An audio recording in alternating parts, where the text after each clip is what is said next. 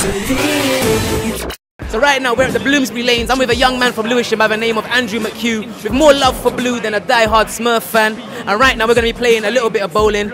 I'm going to be taking Don Strapsy out. Yeah, I've got my shades on. I've only got one eye. I've got eye infection, but I'm still going to beat Don Strapsy, yeah? So we're going to go. SBTV, Aaron, Don Strapsy, let's do this. Far ahead that I left Tom cruising behind. From Southside, Lewisham, where not only Millwall fans are hooligans. Beat instrumentals, I'm abusing them.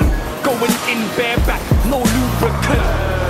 And my heart's full of pain, but I'll transfer that. Okay, so right now it's my last shot. As you can see by the scoreboard, it says Aaron 50, Dru Blu 28. So really truthfully, all I got to do is hit one or two of them and I've won. It's been a wonderful match. I want to say big up Don Strapsy, aka Dru Blu. Yeah, he's been a great competitor, but obviously one man has to win and the greater man won, even with one eye. So let's go. I think the match went terrible, to be honest. It was kind of easy, to be quite honest, I'm not going to lie, it was quite easy. Like, definitely want a rematch. Once I get my bowling shoes on, I had no bowling shoes on. I'm definitely up for the rematch. This time I might just do both of my eyes, have them both blacked out, because as you know, I've only got one eye today, and I still beat the guy, so maybe next time I come blindfolded and see what happens then. So Strapsy, let's do this, round 2. Let's do it. Okay, so yeah, I knew you was Don Strapsy before, but I know you changed your name to Dru Blu. I wanted to ask, like, what was the reason for that, for you doing this? Long story short, Don Strapsy is a very hard name to market, you know what I mean? We thought, you know what, as my fan base is growing, let's get rid of the hurdle as soon as possible. So we just thought, you know, let's get a name we can market with. Dru Blu is that name. I was looking through your Twitter the other day and I seen you had a statement on there that said, we struggle in order to succeed. And like, I kind of agree with that, but I wanted to ask you what it meant to you. I got it on my arms, man. It's my tattoos, man, yeah. Obviously, nothing in life is easy. Nothing that's worth getting is easy, you know what I mean? Sometimes you have to suffer in order to appreciate something. And I know you're signed with I Records now, so I wanted to ask you, how did that come about and what does it mean for you now as an artist being signed? Well, obviously I Records is an independent label. We've got also a little deal with Warner Australia, put out a single, Living a Dream. That's out in Australia right now. But yeah, signed to I Records is like an independent movement. So you're definitely happy in the new situation then? You're happy? Yeah, of course, definitely, man, definitely. It's a team, it's like a family, you know what I mean? So, yeah, definitely. Cool. I know you've had some like pretty interesting names for some of your previous releases. I wanted to ask you, like, what was the meaning behind some of these names that you had for the mixtapes? Still, starting with Blue Still you can't break Still, you know what I mean? I'm from Lewisham, Blue Still. You can't break what I'm doing, so that was Blue Still. Snapbox was a collective of tunes that weren't going to make the next project. Okay. So we just put it on there as a thing of everyone knows a KFC Snapbox. It just keeps you going for the next meal, you know what I'm saying? Yeah. So. Well, I know you had your SBTV freestyle in 2010. How much would you say that freestyle contributed to you being able to build upon that and kind of make your career even bigger than it was? Yeah, it was influential, man. It opened me to a wider audience, you know what I mean? Before it was just mainly South London. Obviously SBTV's got a much bigger market, you know what I mean? So it definitely made my name more aware to these people. And I've also heard about a collaboration you've got with Pro Green. Yeah. Can you tell me how that came about and what's happening with that as a release? Yeah. Obviously, I put out a single early 2011 called Out the Blue. That was an underground thing. Obviously, he heard it.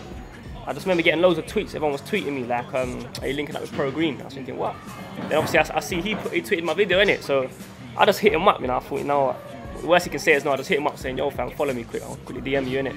Followed me back, told him, you're saying, man, can we get any work done? Obviously, I understand you're busy. If not, it's a minor. But yeah, he got back at me straight away, man. He's like, yeah, man, let's crack on. So we got that done. But yeah, that Pro Green one's done and ready to go, man. You know what I mean? Well, also, on that kind of level, I heard that you're experiencing some like international success. I heard your single Living the Dream is doing really, really well in Australia. Like, how did that happen? Like, Australia, how did you build that fan base? What's going on? I just remember my consultant, Richie Malone, just hit us up, man. Told us obviously Warner Australia interested in it. They heard about it, interested in it. They took it on board, and then they're doing what they're doing out there, man. And like I said, any news from there is good. I've got no control over it, you know what I mean? So anything I hear is good, man. I know you used to work with autistic children. You used to help them and like work with them. And like when I found out, I rate that really, really highly. That's really, really big of you, obviously, to get yourself into that kind of area. I was gonna ask you, do you have any plans to work with children in that way or anything around that kind of charity sector, but obviously incorporating your music in the future?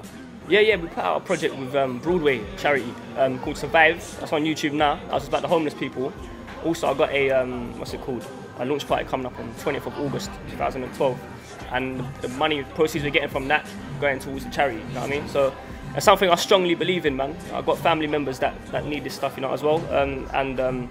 I've done it, like I said before, music. I used to work with autistic children, and it was a great relief for me seeing them work together. It's hard to explain, but it's something I feel very strongly about. So always trying to do stuff for charity, anything that we can do, you know what I mean? Okay, back onto your releases. I know This Is Don Strapsy is coming out August 13th. 20th. August 20th, all right. Yeah. It's been pushed back a week. Okay, makes more sense. All right, August 20th, This Is Don Strapsy. And also, I know you had Fingers Crossed that was supposed to come out later this year as well. I was going to ask you, is that still happening? And also, how would you differentiate between your two alter egos when you're making music? Obviously, Don Strapsy and Dru Blu. Basically, this is Don Strapsy. Got the t-shirts and the hats and that. That's Don Strapsy. It's more music of, you know what, this ain't for the mainstream, ain't for the DJs, ain't for the radio. It's music I like, and it's about catering to my fan base at the moment. You know, I haven't got a mainstream fan base. I've got an underground fan base, and it's about taking care of them. It's more a thing of like, everyone knows I've come from the underground, and it's straight underground hard music, which I enjoy making. You know, every time I usually do an album or mixtape, kind of have to watch what I'm saying. So this one's not for that. I ain't trying to chart with it. If we chart, it's good, innit? But we ain't trying to do that. It's just straight for the people, straight gritty.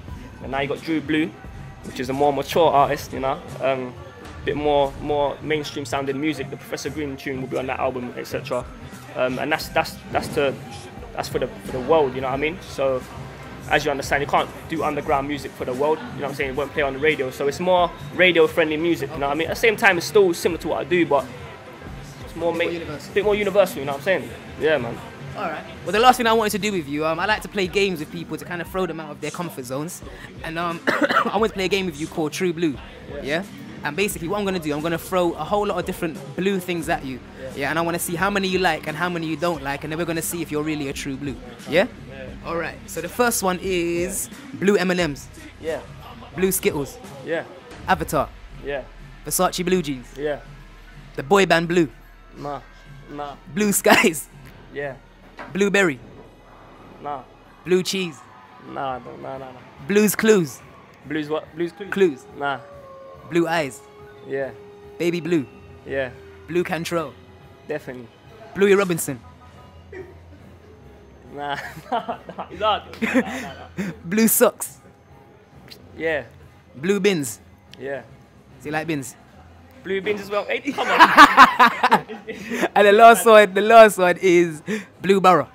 Blue bar all day. Yeah, of course. All right, cool. I think it's safe to say there's probably more positives than negatives. You probably like more than don't like. So Dru Blu is definitely a true blue. Myself, Aaron, SBTV, Dru Blu, aka Don Strapsy, SBTV, we're out.